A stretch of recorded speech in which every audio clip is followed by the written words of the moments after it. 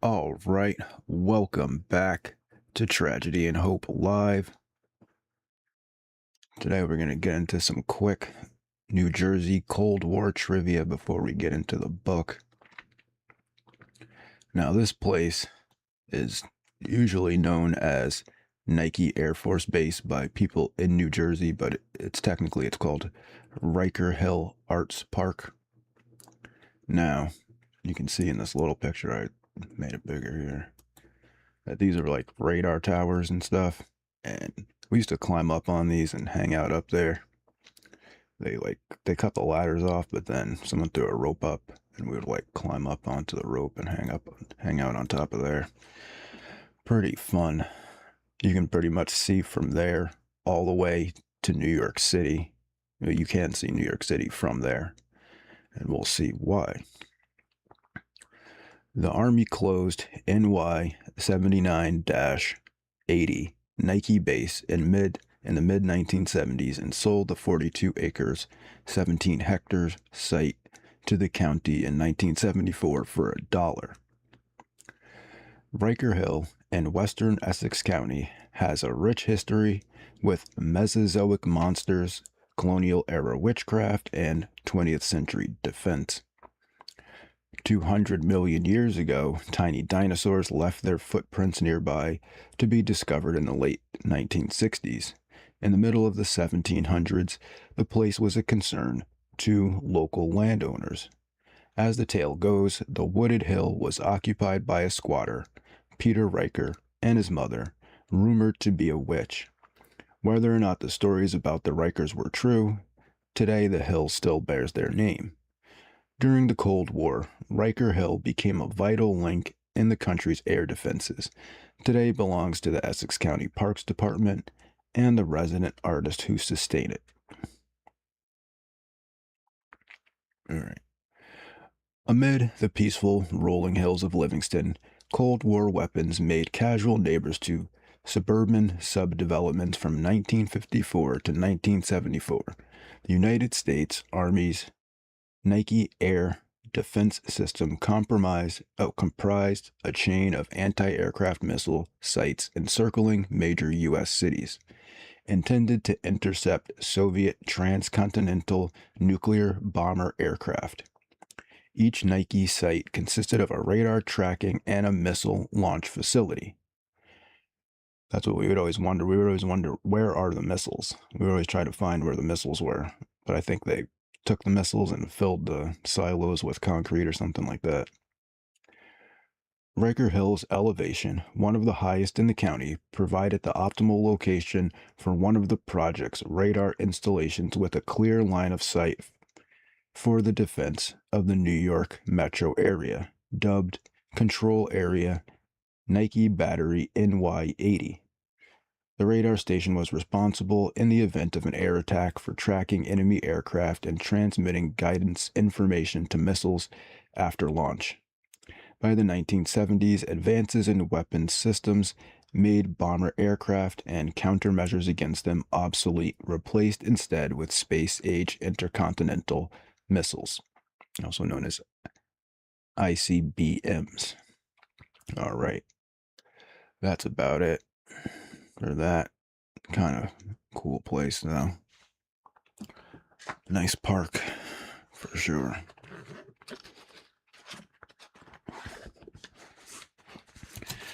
All right, we're going to get back into the book here.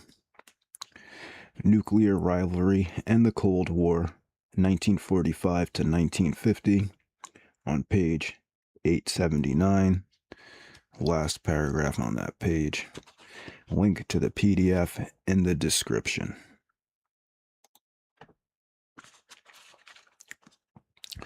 The next great aspect of post-war history was the partisan political struggles within the United States, centering on the rise and decline of unilateralism and neo-isolationism. As we shall see in a later chapter, the party struggle in the United States took the form of a struggle between the party of the middle classes, the Republicans, and the party of the fringes, the Democrats. This lineup, with its multitude of exceptional cases, found the intellectuals, including the scientists, the internationalists, the minorities, and the cosmopolitans in the Democratic Party, with the businessmen, bankers, and clerks in the Republican Party. The isolationism of the latter, combined with their inability to cope with the world depression or with the international crisis arising from Hitler, kept the Democrats in the White House for 20 years, 1933 to 1953. The defeat of Dewey by Truman in 1948 was a particularly bitter pill, and the Republican partisans after that event were ready to adopt any weapon which could be used to discredit the Democratic administration. They found such a weapon ready at hand in the neo-isolationist forces within the Republican Party, which were entrenched in the Congress by the seniority system of committee controls which operated there. Since either party in the United States wins a presidential election on a national and not on a local basis, and by appealing to the moderate middle group, people who are willing to shift their vote and to consider the issues presented, a party which is long out of the White House will be reduced to the control of its local, narrow, ignorant, and extremist core, which is unwilling to consider issues or the national welfare, or to shift their party stand and votes. For these reasons, the Republican Party had fallen into congressional control, represented by Senate figures such as Senators Robert Taft, Kenneth Weary, Styles Bridges, and William Jenner. Of those who were most ignorant of the real issues and were most remote from any conceptions of national political responsibility. This group, to whom we often give the name neo-isolationist, knew nothing of the world outside the United States and generally despised it. Thus, they gave no consideration to our allies or neutrals and saw no reason to know or to study Russia, since it could be hated completely without need for accurate knowledge. All foreigners were regarded as unprincipled, weak, poor, ignorant, and evil, with only one aim in life, namely, to prey on the United States. These neo-isolationists and unilateralists were equally filled with suspicion or hatred of any American intellectuals, including scientists, because they had no conception of any man who placed objective truth higher than subjective interest, since such an attitude was a complete challenge to the American businessman's assumption that all men are and should be concerned with the pursuit of self-interest and profit. At the end of the war, it was but natural that many Americans should seek to return from foreign and incomprehensible matters, including countries, peoples, and problems, which were a standing refutation of the American neo-isolationist ideas of human nature, of social structure, and of proper motivations. Neo-isolationism had a series of assumptions which explained their statements and actions and which could not possibly be held by anyone who had any knowledge of the world outside American lower middle class business circles. These beliefs were at least 7 in number. 1. Unilateralism, the belief that the United States should and could act by itself without the need to consider allies, neutrals, or the Soviet Union. 2. National omnipotence, the belief that the United States is so rich and powerful that no one else counts, and that there is, accordingly, no need to study foreign areas, customs, or policies, since America's policies can be based exclusively on its own power and its own high moral principles, which have no real meaning to anyone else. 3. Unlimited goals, or utopianism, the belief that there are final solutions to the world's problems. This assumes that American power permits it to do what it wishes, and that demonstration of this power to trouble-making foreigners will make them leave the United States alone and secure forever. This idea was reflected in its crudest form in the belief that America's power could be applied to the world in one final smash, after which everything would be settled forever. Upholders of this view refused to accept that America's security in the 19th century had been an untypical and temporary condition, and that constant danger and constant problems were a perpetual condition of human life, except in brief and unusual circumstances. That kind of impatience with foreign problems and danger was clearly stated by Dulles in his article, A Policy of Boldness, in Life magazine, May 19, 1952. There he insisted that the Truman policy of containment must be replaced by a policy of liberation, since the former was based on treadmill policies which might best perhaps keep us in the same place until we drop exhausted. These policies, he argued, would lead to financial collapse and loss of civil liberties, were not designed to win victory conclusively, and did not seek to solve the problem of the Soviet Union, but to live with it, presumably forever. His solution was to refuse to recognize communist control either in the European satellites or in China, to deny the existence of the Iron Curtain, and to free millions of enslaved by communism. Although the only way these millions could be freed was by war, Dulles refused to advocate preventative war and established no method of achieving his goals except his belief that if he refused to face reality, reality would change. However, he did accept preventative war in the form of massive retaliation if the communists made any further advances, and he established the argument that the Truman policy of containing the communists was a policy of refusing to defeat them from softness or fear or sympathy. This became the basis for future partisan Republican charges that Democratic administrations were soft on communism and pursued no-win policies. 4. The neo-isolationist belief in American omnipotence and foreign inferiority led almost at once to the conclusion that continuance of the Soviet threat arose from internal treason within America, and that Russian nuclear successes must be based on treason and espionage and could not possibly be based on foreign science or Soviet industrial capability. The neo-isolationists were convinced that the only threat to America came from internal subversion from communist sympathizers and fellow travelers, since no foreign threat could harm our omnipotence. All opposition to neo-isolationist views was branded as un-American and was traced to low motivations or corruption of American life by such non-American innovations as economic planning, social welfare, or concern for foreigners.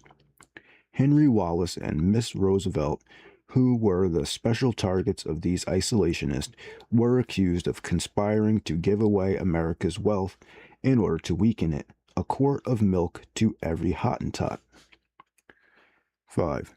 Since the chief high moral principle which motivated the neo-isolationists was their own economic self-interest, they were especially agitated by high taxes and insisted that Soviet Russia and the Democrats were engaged in a joint tacit conspiracy to destroy America by high taxes by using the Cold War crisis to tax America into bankruptcy.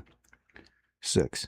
Since the neo-isolationists rejected all partial solutions or limited goals, they were unwilling to pay to increase America's military power, since they insisted it was already overwhelmingly powerful.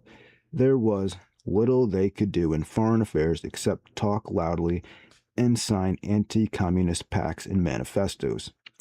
This explains Dulles's verbal bluster and missile rattling and his pactomania, which kept him running about the world signing documents which bound people to pursue anti-communist policies. 7. The unrealistic and unhistoric nature of neo-isolationism meant that it could not actually be pursued as a policy. It was pursued by John Foster Dulles with permanent injury to our allies, the neutrals, and the personnel of the American government. But it was not followed in the Pentagon and was followed only half-heartedly by Eisenhower in the White House. The president sought to keep the moderate middle group of voters in his camp by radiating his personal charm around the country, but the Pentagon refused to allow Dulles' tactics of appeasing the neo-isolationists by refusing to defend their departmental employees. When Senator McCarthy turned his extravagant charges of subversion and treason from the State Department to the Army, the employees of the latter were defended by Secretary Robert Stevens, and McCarthy's downfall began.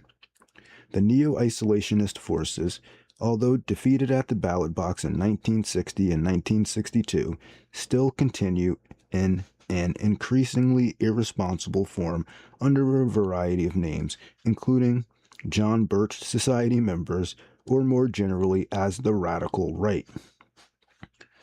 Much less obvious to the public eye than neo-isolationism, but equally influential in creating the history of 1945 to 1963, was the struggle within the American Defense Services as to what use should be made of the nuclear weapon. In 1945, the atom bomb was at once hailed as the absolute weapon against which there was no defense. If true, this would have meant the end of the Army and Navy, since the existing bomb, shaped like a hen's egg, 10 feet 8 inches long, 5 feet in diameter, and weighing 10,000 pounds, could be handled in the B-29 only by modifying its bomb drop to widen the opening, and could not be handled by the ground forces or by Navy guns or carrier planes. Moreover, the range and intensity of its destruction gave rise to immediate claims from the advocates of air power that massed ground forces, slow-moving armored equipment, and all naval vessels, especially the expensive carriers and capital ships, were made obsolete by the new weapon. These extravagant claims were made more critical in their impact by the strategic bombing surveys of World War II and the demobilization problems at the war's end. The advocates of air power from at least 1908 had made extravagant claims, usually based on future rather than on presently available equipment, that the airplane provided the final supreme weapon which made all other methods of warfare unnecessary. This was seen in the arguments of General Giulio Douhet of Italy, General Billy Mitchell of the United States, and the refugee Russian airplane designer Alex D. Severitsky.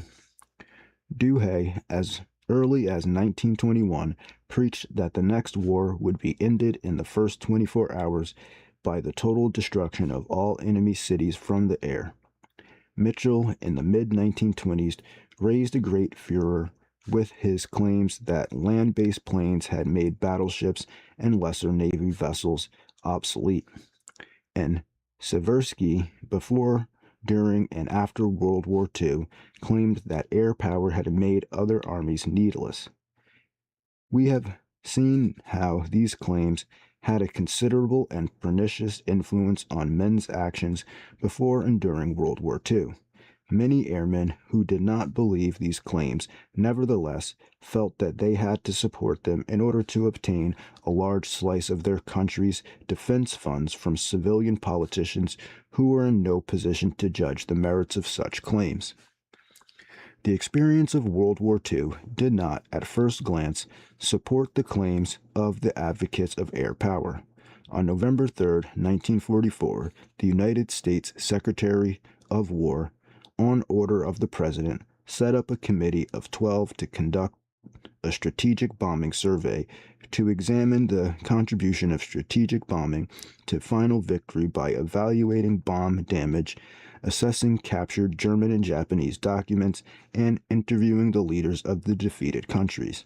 The German survey, which came out in 208 parts over several years beginning in 1945, did not, on the whole, support the claims of the air enthusiasts, but rather showed that the Air Force contribution was much less than had been anticipated or hoped and had become substantially, chiefly in transportation and in gasoline supplies, only after October 1944, when Germany was already beaten with tactical Air Force help on the ground. These conclusions were very unwelcome to the Army Air Force officers devoted to strategic bombing, and especially to the airplane manufacturing industry, which had reached the multi-billion-dollar size and hoped to retain at least some of its market after the war's end. In the last few months of the war against Japan, at least $400 million worth of Boeing B-29s and parts were in action in the Pacific. Loss of faith in strategic bombing would expose Air Force officers and the Air Force industry to a grim and poverty-stricken post-war world. Accordingly, it became necessary to both groups to persuade the country that Japan had been defeated by strategic air power. The Strategic Bombing Survey of Japan did not support this contention, although by concentrating on strategic bombing, it helped to cover up the vital role played by submarines in the destruction of the Japanese merchant marine, the equally vital role played by the early Marine Corps in amphibious warfare, and above all, in the magnificent job done by naval supply forces for all arms, including the strategic bombing bases themselves.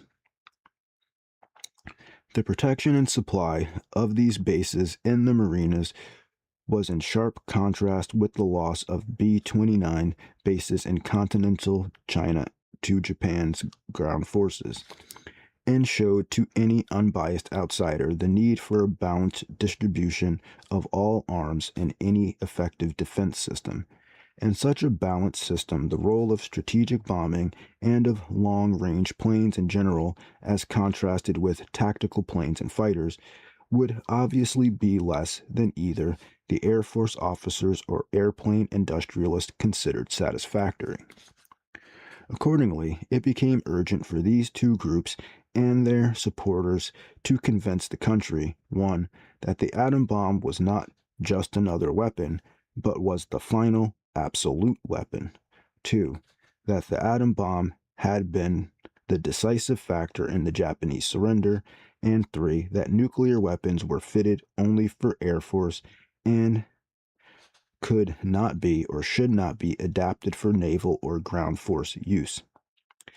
The first two of these points were fairly established in the American public opinion in 1945 to 1947, but the third, because of atomic secrecy, had largely to be argued out behind the scenes. All 3 points were largely untrue, or true only if hedged about with reservations which would largely destroy their value as Air Force propaganda. But those who used them were defending interest, not truth, when they had insisted the interests they were defending were those of the United States and not merely those of the Air Force. In this controversy, the scientists, most of whom were naively defending truth, were bound to be crushed. On the other hand, any dissident scientist could obtain access to money and support by making an alliance with the Air Force. At the center of this problem was the struggle for control of nuclear reactions within the United States, but the ultimate objective of the struggle was the right to exercise influence on the subdividing of national defense budget. Thus, the struggle centered on the personnel of the Atomic Energy Commission, AEC, and especially of its Scientific Advisory Panel of Outstanding Scientists, the so-called General Advisory Committee, GAC, of the AEC. And at the center of the whole struggle was Robert Oppenheimer.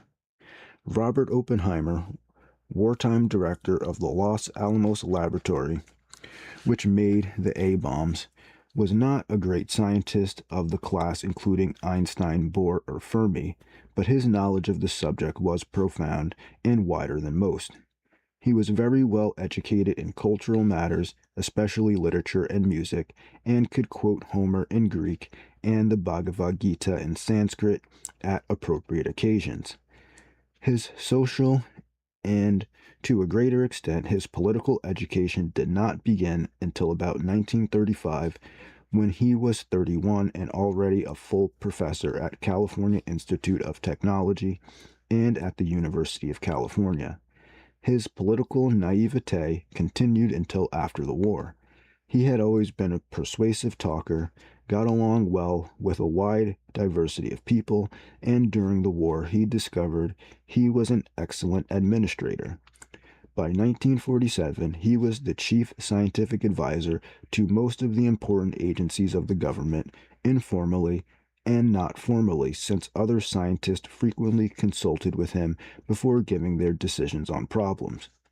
From 1947 on, he was chairman of the GAC, as well as a member of the Atomic Energy Committee and the Defense Department's Research and Development Board of the National Science Foundation, of the President's Scientific Advisory Board, chairman of the board of the Bulletin of Atomic Scientists, and consultant on atomic energy to the CIA, to the State Department, to the National Security Council, to the American delegation to the United Nations, and to the Joint Congressional Committee on Atomic Energy, the congressional watchdog over the AEC.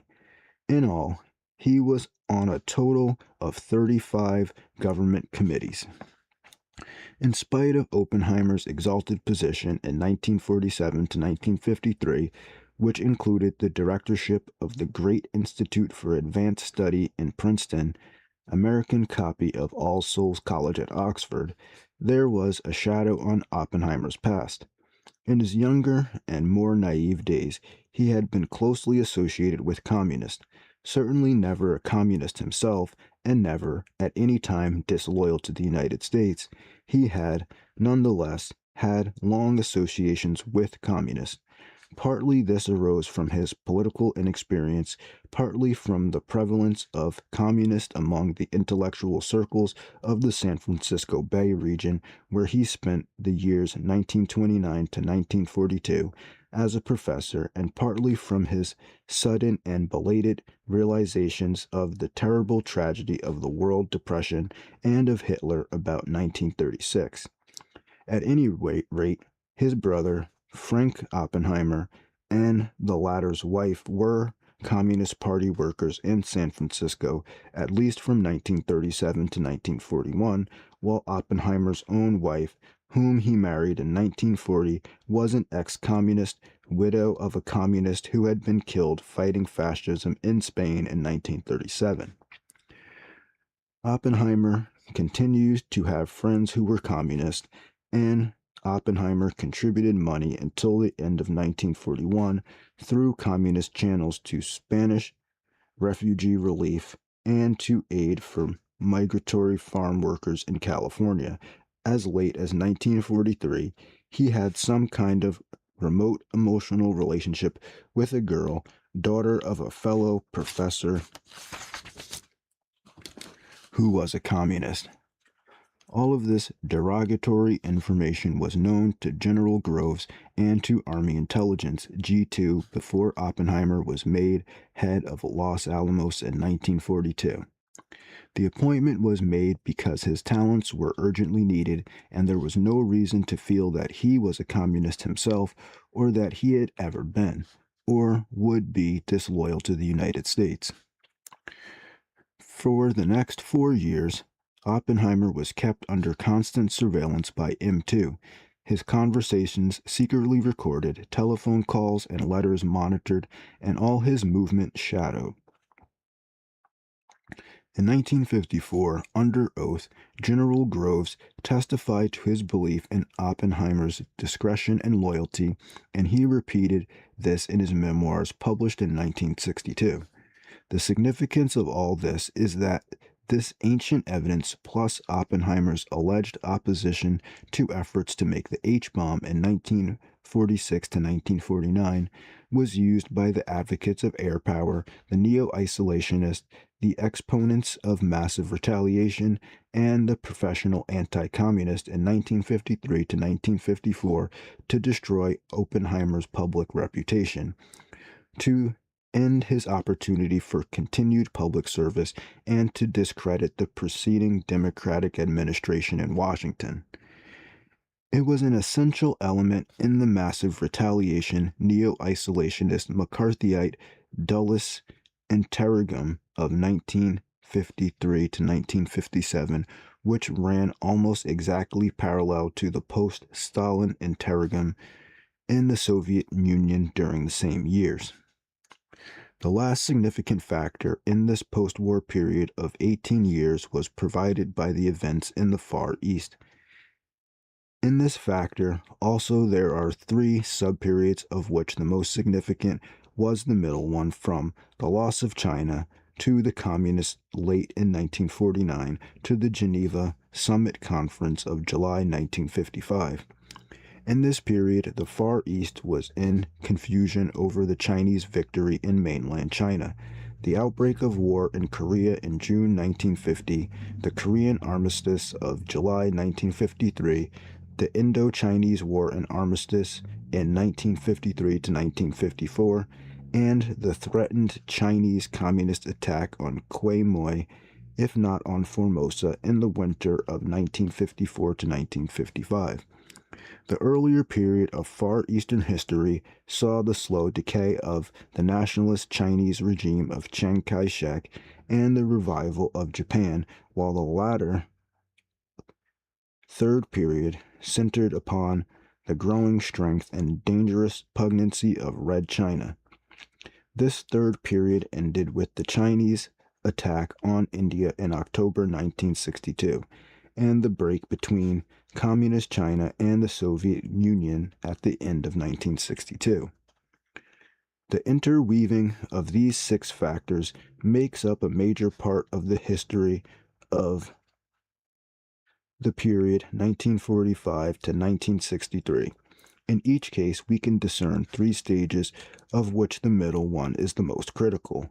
The dates of these stages are not, of course, the same for all six factors, but they are close enough so that the whole 18 years can be examined successfully as three consecutive sub-periods organized around the central core of the nuclear rivalry between the United States and the Soviet Union. Accordingly, we can examine this whole period in the three stages. 1. American atomic supremacy, 1945 to 1950. 2. The race for the H-bomb, 1950 to 1957. And 3. The race for the intercontinental ballistic missile, from 1957 to early 1963.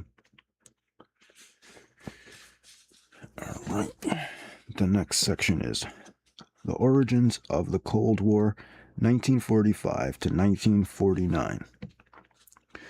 The surrender of Japan left much of the world balanced between the mass armies of the Soviet Union and the American nuclear monopoly. It was an unequal balance because the United States would not have used its atomic weapon against the Russians for anything Russia was likely to do. Stalin realized this and largely ignored the atom bomb, although his designer, Andrei Tupolev, successfully copied 4 B-29s captured by the Russians in the Far East in 1944 and brought these to production as Tu-4s in 1947. Otherwise, the Kremlin's assessment of the situation was quite mistaken. Stalin assumed that the United States would soon relapse into isolationism, as it had done after World War I, and would be fully occupied with a post-war economic collapse like that of 1921. Accordingly, he regarded Britain as the chief obstacle to his plan, and, seeing that it was both small and weak, with most uncompromising economic prospects, he proceeded to carry out his designs with relatively little attention to the reaction of either English-speaking power. These plans involved the creation of a Soviet-controlled buffer fringe of satellite states on the Soviet frontiers in all areas occupied by Soviet armies and communist coalition governments beyond these areas. In both cases, the local communists would be controlled by leaders of their own nationality who had been trained under Comintern auspices in the Soviet Union. In some cases, these communist leaders had been exiles in Russia for more than 20 years. The chief error in Stalin's post-war strategy was his total misjudgment of President Truman and, on a wider stage, of the American people as a whole. Some of this error undoubtedly rose from Stalin's ignorance of the world outside Russia and from the fact that his terrorist tactics in Russia in the 1930s had made it difficult for him to get reliable foreign information from his diplomatic corps, which was shielded from contact with foreigners and was more concerned with sending Stalin the information he expected than with that derived from independent observations. In any case, the Kremlin misjudged both Truman and the American people.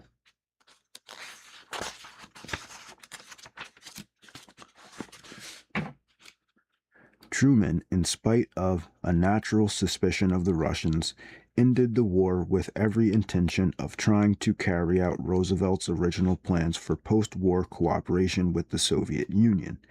In addition, having learned much from the 1920s, he intended to make every effort to avoid either a post-war economic depression or a relapse into isolationism. His success in avoiding these events made it possible to reverse his inherited policy of cooperation with Russia when Stalin's actions in 1946 to 1947 made it clear that cooperation was the last thing the Kremlin wanted. These actions appeared most clearly in regard to Germany. We have already noted that the Soviet subversion of Poland, Romania, and Bulgaria by native communists returning from Russia under the protection of the Soviet armies. The same thing occurred, but more gradually, in Eastern Germany. There, the communists at first pretended to cooperate with any anti-fascist groups, but their unwillingness to cooperate with the Western powers in the administration of Germany appeared almost at once. They gradually closed off their occupation zone and refused to carry out the earlier agreements to treat Germany as a single administrative and economic unit. This meant that the usual economic exchange with Germany for food from the agricultural eastern portion of the country for the industrial products of Western Germany was broken. Instead, East German food was drained to the Soviet Union. To prevent starvation of the West Germans, the United States and Britain had to send hundreds of millions of dollars worth of food and other supplies. On May 3, 1946, General Lucius D. Clay, head of the American military government in Germany, informed the Russians that no future agreements would be made to ship West German industrial equipment as reparations to Russia until the Russians agreed to treat Germany as an economic unit and to give some accounting of their reparations plundering of East Germany. Both points referred to open violations of the Potsdam Agreement regarding the treatment of Germany. The Soviet Union justified these and other violations of earlier agreements on the urgent need for their own economic rehabilitation. There can be no doubt that the Soviet Union had suffered great economic damage from the war, possibly the loss of a quarter of its pre-war wealth, more than all other victor countries combined, but the Kremlin could not have obtained much more by continued operation with the United States than it did from its post-war policy of studied enmity. This enmity was based on a number of factors. In the first place, Stalin was misled by the false ideology of Marx and Lenin, which spoke of the inevitable struggle of capitalism and communism, of the inevitable economic breakdown of the capitalist system, and of the capitalist's endeavor to avoid such a breakdown by militarist aggression. On this basis, Stalin could not believe that the United States was prepared to be generous and cooperative towards the Soviet Union. Moreover, Stalin was worried by the weakness and depth of the Soviet system from economic damage and from ideological dissent.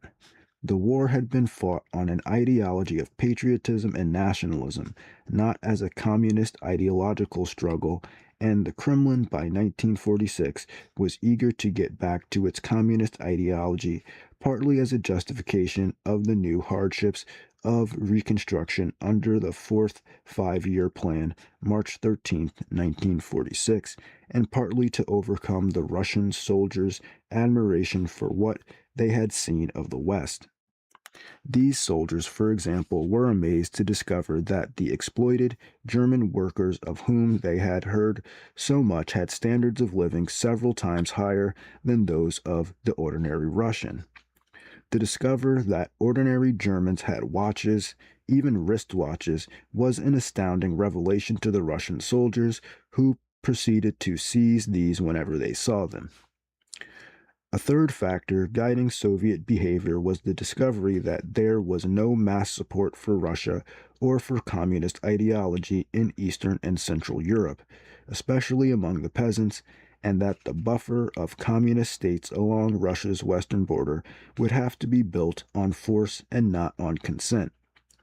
The governments of these states could be recruited from men of the respective nations who had been living in the Soviet Union for years under endless communist indoctrination, but the unindoctrinated masses in each country would have to be held in bondage by Soviet military forces, at least until local communist parties and local secret police organizations subservient to Moscow's orders could be built up.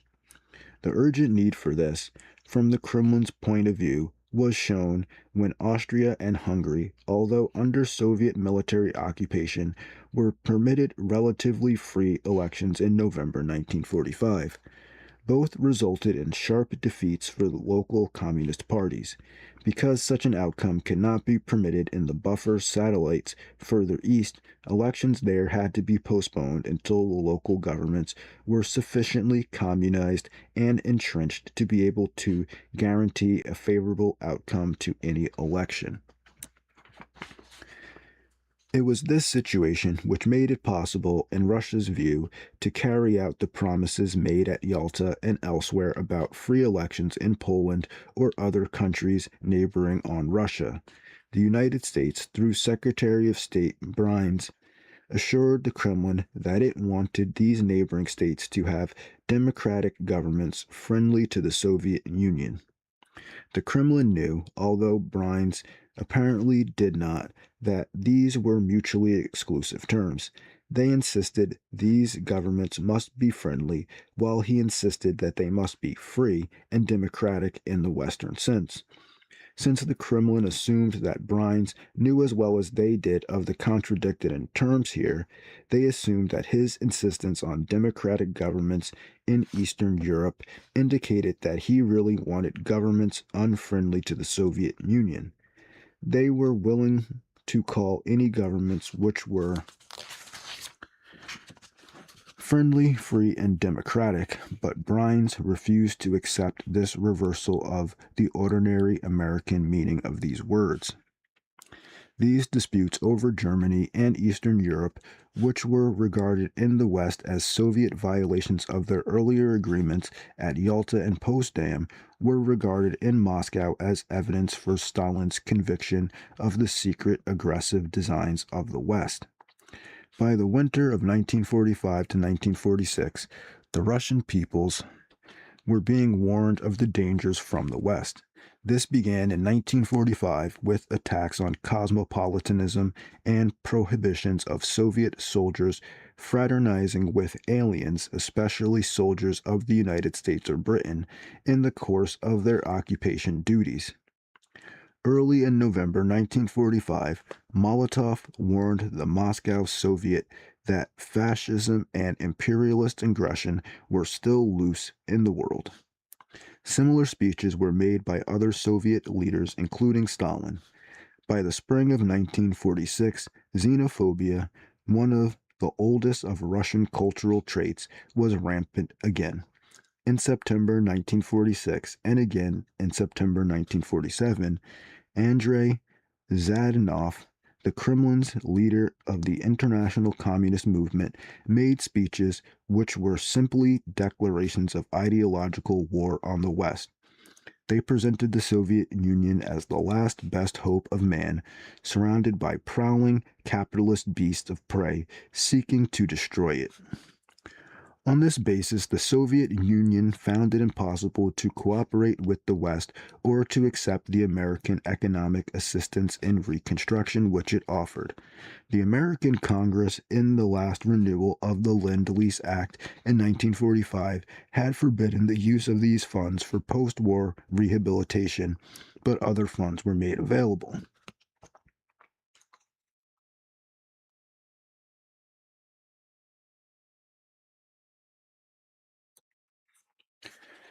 For the transitional period, these amounted to about $9 billion. These transitional funds were made available on humanitarian and economic bases and not on political or ideological grounds. Accordingly, they were available to the Soviet Union and other areas under communist control in accordance with the provisions of each fund. For example, the United Nations Relief and Rehabilitation Administration, UNRAA, was an international organization which handled goods worth $3,683 million, which is $3 billion, I think, which 65% was provided from the United States, 15% from Britain, 3.5% from Canada. Its grants went to 17 countries, with China first, 518 million, Poland next, 478 million, Italy with 418 million, Yugoslavia with 416 million, and the Ukraine seventh with $188 million. Beyond the primary humanitarian aim of most United States assistance was the desire to get local economies functioning and efforts to further America's basic conviction of the value of a high level of international trade on a multilateral basis. The United States was opposed to all restrictive trade measures such as autocracy, bilateralism, or quotas, and had its ultimate aim the restoration of multilateral trade at the highest possible level with freely convertible international monetary exchanges. It was convinced that such a system would be advantageous for all peoples and did not see that it was an anathema to the Soviet Union, which had restrictions and quotas on economic life even within the country, so that while most Russians lived in poverty, a privileged minority buying in special stores with special funds and special ration cards had access to luxuries undreamed of by the ordinary person. Now, that's like the inner and outer party in 1984, because if you remember, there was one part where he had got some actual coffee instead of like synthetic coffee, and the chick he was with was like, "Oh my God, how'd you get real coffee?" And they were like, "Yeah, real coffee's banned, but I can get it because I'm in the inner party."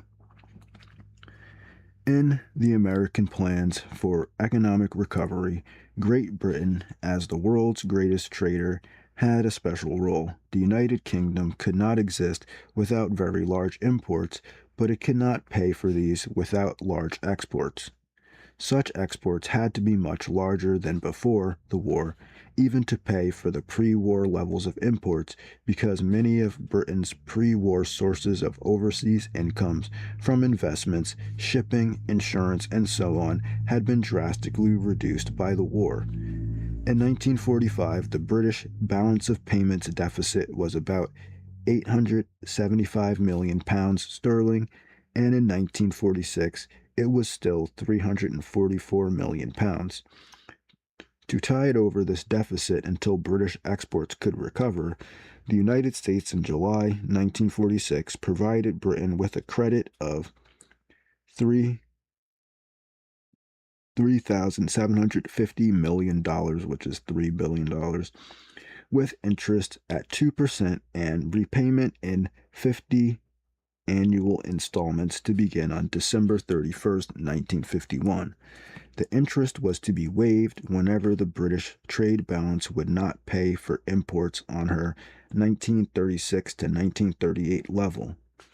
In return for this, Britain gave rather indefinite promises to work to reduce its bilateralism in trade, especially imperial preference, and to release, as soon as feasible, its blocked sterling accounts. Lend-Lease was ended in September 1945 with the Japanese surrender, and all claims were settled with Britain under an agreement of December 1945.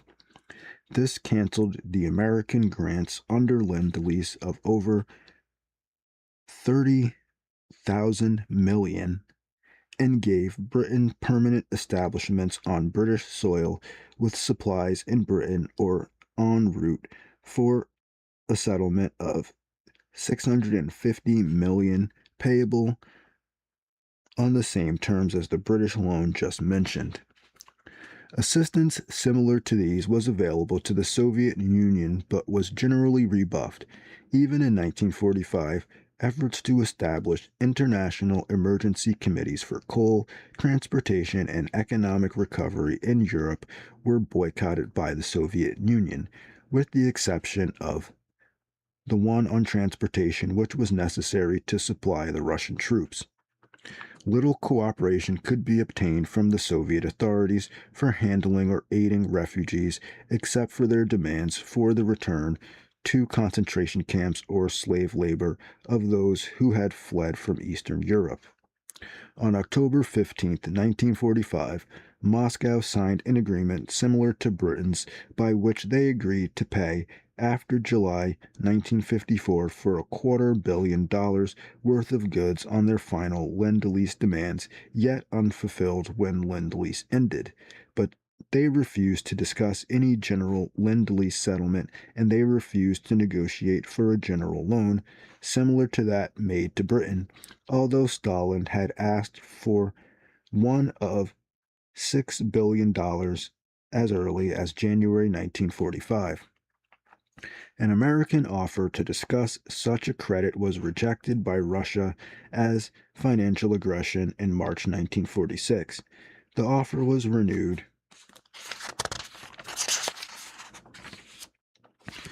in April and again in September 1946, but the American aims of multilateral free trade, of artificial restraints except tariffs, like the American insistence on free elections, were regarded in Moscow as clear evidence of America's aggressive aims.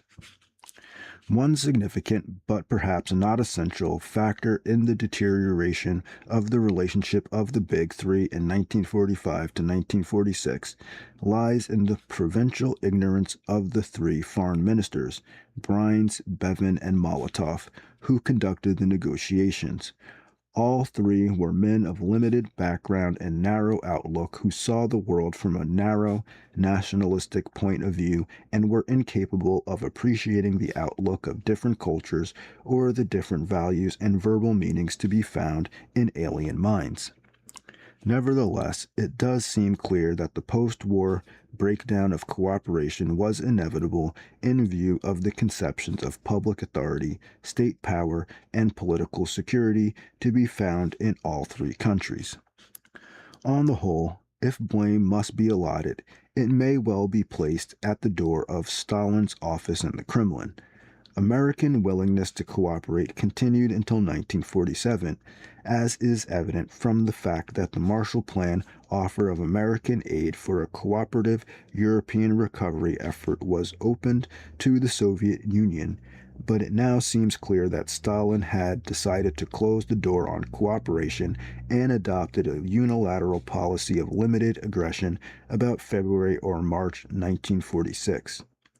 The beginning of the Cold War may be placed at the date of this inferred decision, or may be placed at the later and more obvious date of the Soviet refusal to accept Marshall Plan aid in July 1947. The significance of the latter date is revealed by the fact that Czechoslovakia, which accepted on July 7th, was forced by Stalin's direct order to Prime Minister Gottwald to reverse this decision on July 10th. One significant encouragement to the Soviet aggression came from the almost total demobilization of the American war effort. Pressure from special interest groups such as businesses, labor unions, and cattlemen aroused public opinion for the ending of price controls and rationing and obtained cooperation from an anti-New Deal coalition in Congress to end most of the nation's economic controls in 1946. At the same time came almost total military demobilization. In spite of Ambassador Harriman's explicit warnings from Moscow in 1945 and Stalin's declaration of Cold Warfare in February 1946, the American government carried out the demobilization plan of September 1943, which was based on individual rather than on unit discharges. This destroyed the combat effectiveness of all units by the end of 1945, when almost half the men had been demobilized and every unit as a result was at 50%. The Army's 8 million men in August 1945 was at 4.25 million by the end of the year and reached 1.9 million by July 1946. The Air Force fell from 218 combat groups to 109 groups in the last 4 months of 1945. The Navy fell from 3.4 million men in August 1945 to 1.6 million in March 1946. The most critical example of the Soviet refusal to cooperate and of its insistence on relapsing into isolation, secrecy, and terrorism is to be found in its refusal to join in American efforts to harness the dangerous powers of nuclear fission. Long before the test at Alamogordo, some of the nuclear scientists, spurred on once again by Slizard, were trying to warn American political leaders of the unique character of the dangers from this source. Centered in the Chicago Aragon laboratories, this group wished to prevent the use of the bomb on Japan, slow up bomb but not general nuclear research, establish some kind of international control of the bomb, and reduce secrecy to a minimum. Early in April 1945, Slizard wrote to President Roosevelt to this effect, and on the lighter's death, sought out by Bryans and repeated his views verbally.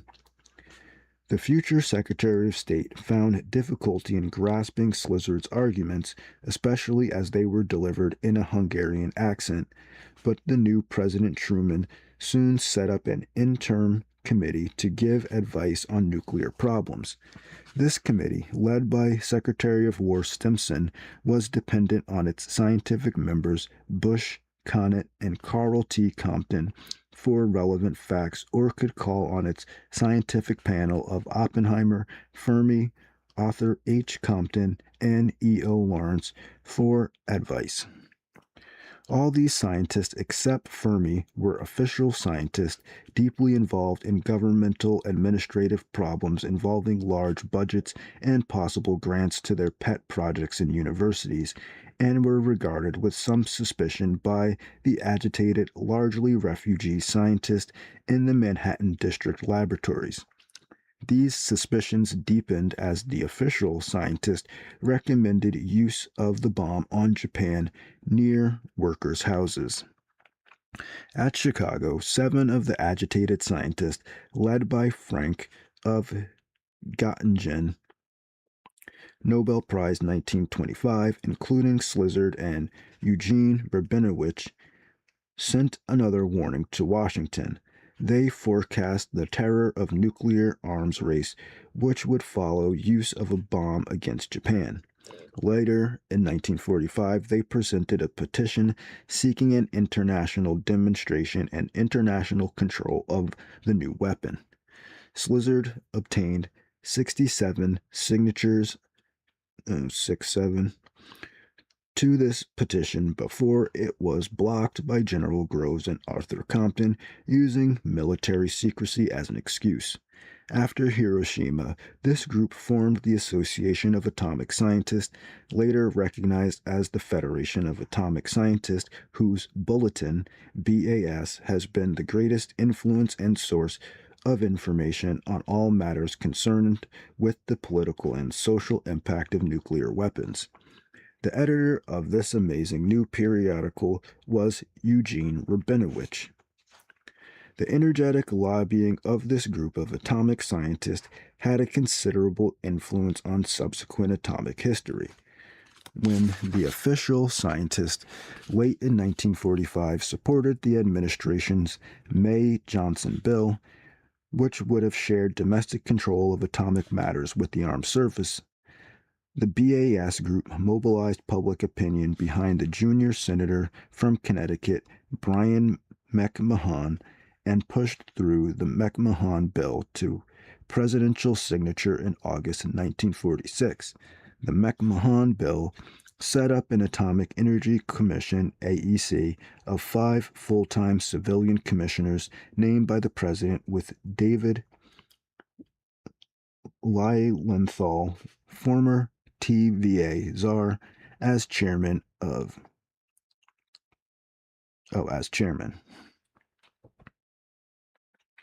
This commission, from August 1946, had ownership and control of all fissionable materials, uranium and thorium, from the mine to the final disposal of atomic waste, including control of all plants and process patents, with the right to license private nuclear enterprise free of danger to society.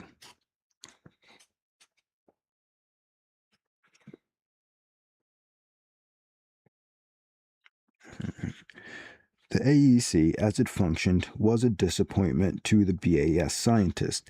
They had sought freedom from military influence and reduced emphasis on the military uses of nuclear fission, free dissemination of theoretical research, and a diminution of the influence of the official scientist.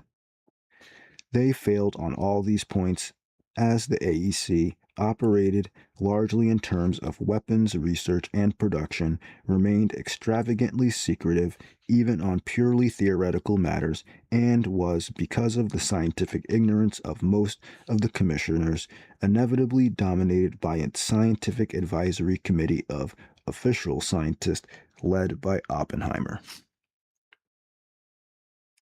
All right. I'm just going to stop reading there. It's on page 894. If you want to keep on reading, link to the PDF is in the description. All right. I got to admit that section was kind of boring. It's kind of like, okay. Basically, it's like once the Russians saw that we had the bomb, they really didn't want to make any cooperative deals with us, especially any cooperative deals restricting their development or taking a bunch of loans from the United States. It seems like the United States likes offering loans to everyone. And then they were also in the preliminary stages of setting up these satellite states, which Ukraine was one of them, one of the satellite buffer states. So this has been going on since at least the end of World War II. And basically, Europe was screwed. So Britain had to work with the United States because they were completely destroyed. And Germany was completely destroyed, had to work with the United States. They really didn't have a choice. It was like either that or they could let Russia just walk right in. So seems like that's where we're at so far. Thanks for watching the video if you did. If you didn't, you won't hear this part anyway. So have a good day and peace.